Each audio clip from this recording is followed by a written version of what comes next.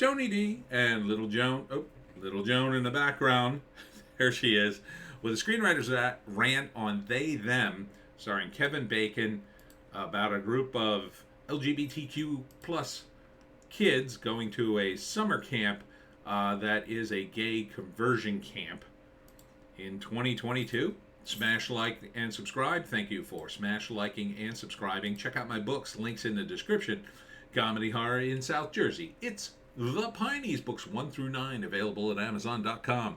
Check the description. The links are there. And Amazon Kindle, if you got it, for the Kindle Unlimited, it's free. So, yeah, Kevin Bacon is the camp counselor, and the LGBTQ plus community is dumped off at his doorstep because he's going to convert them?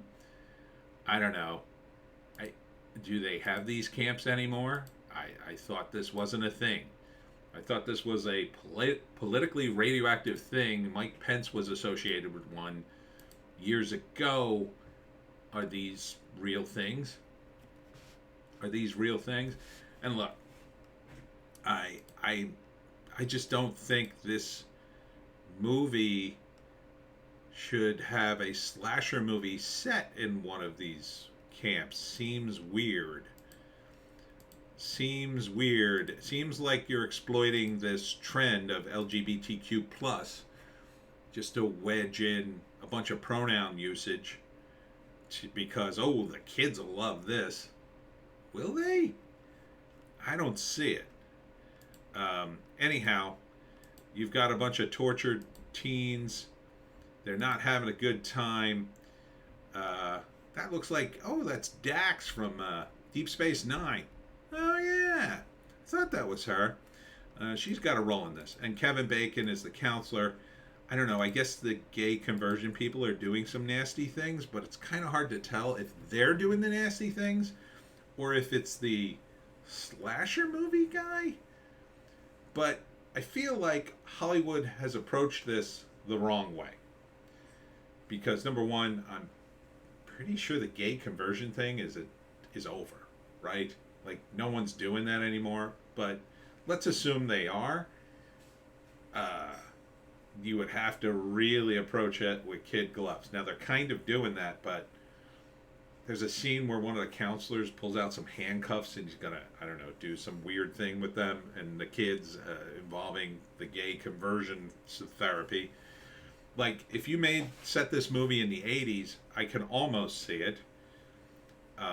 But you're setting it in 2022? Yeah, not really.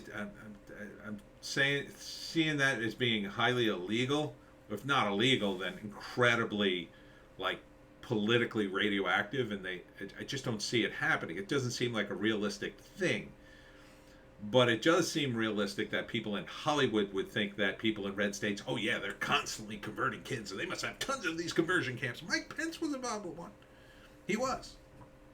A religious one. But the characters in the movie say, I would understand this a lot better if this was like a religious Bible thumping thing. Yeah, so would I. Kid in movie. So, who's this movie for?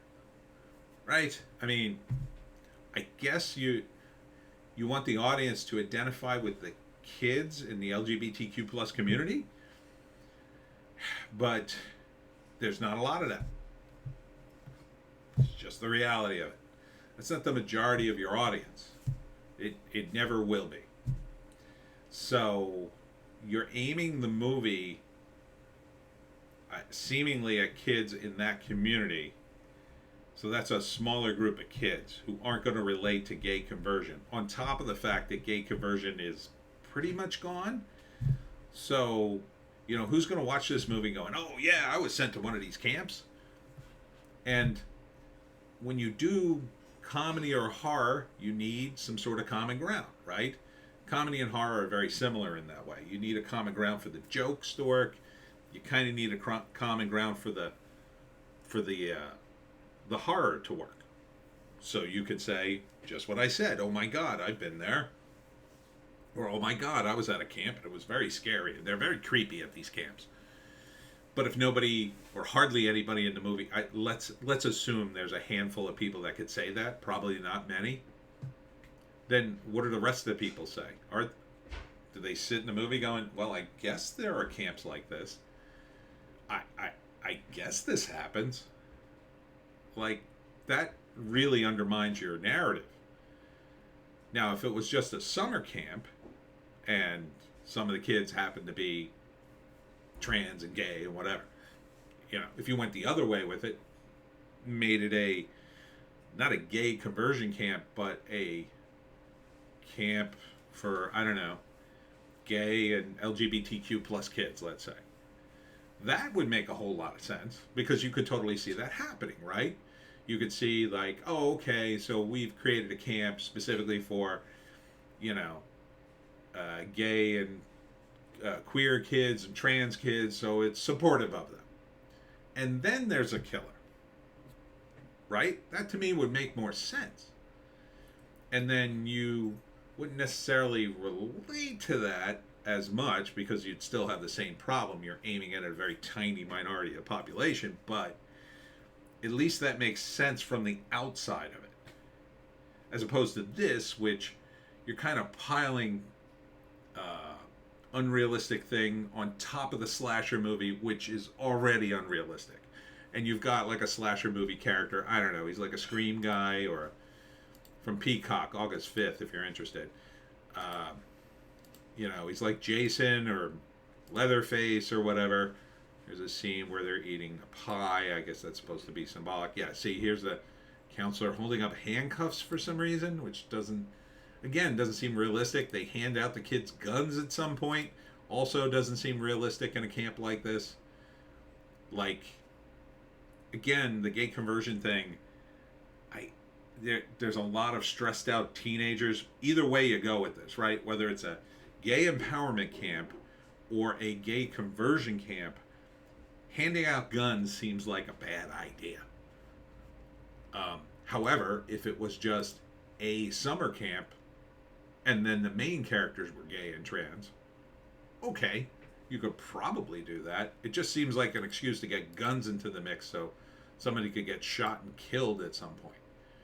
And again, who are the villains? Is it the slasher, or is it the camp counselors, or is it, did you just want the gay conversion camp so when all the counselors get killed you won't feel sorry for them, or the audience will cheer?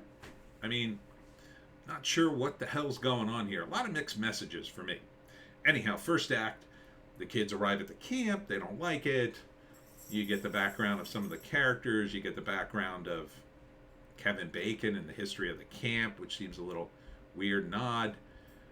Then second act, they start going through counseling, and they find the counselors odd. And then I guess some accidents start happening that seem like accidents, but I guess it's the killer trying to kill people. And at some point the killer exposes himself, and so to speak, and starts murdering people. And then people get scared and they're trying to leave the camp, but I guess the counselors don't let them leave the camp. I don't know. How does this work? Again, I understand how a regular summer camp works. You get dropped off by your parents and you stay all summer at the summer camp. You're kind of in an isolated region, so you can understand that a little better. But how does this work? Are these kids trapped there? Is it the same sort of thing? It seems like they would be much more prone to wanting to leave, because I assume they don't want to be converted by the gay conversion. So, where are there fences? I don't know. And then the third act, after the killer kills a bunch of people, the killer is exposed. It's a big surprise. It's Kevin Bacon, and they kill him. I think it's Kevin Bacon. That's just my guess. If it's not Kevin Bacon, then it's Dax from Deep Space Nine, because they're the two biggest names in this. And I would think the killer would be one of the bigger names, not one of the actors I don't recognize. So that's my guess. Am I going to see this movie? Well, it's on Peacock. It premieres August 5th. yeah, I don't like slasher movies as a rule, and this one again seems kind of exploitive of the LGBTQ community. It just seems like Hollywood's using them as an accessory to sell movie tickets. So, big no for me, dog. And that's it for me, Tony D, and Little Joan somewhere in the background. Check us out on Odysee, Bitchute, and Rumble for our more base takes. We got an Odysee, we got a News Blast and a Hollywoke hot take. Thanks for tuning in, and we'll see you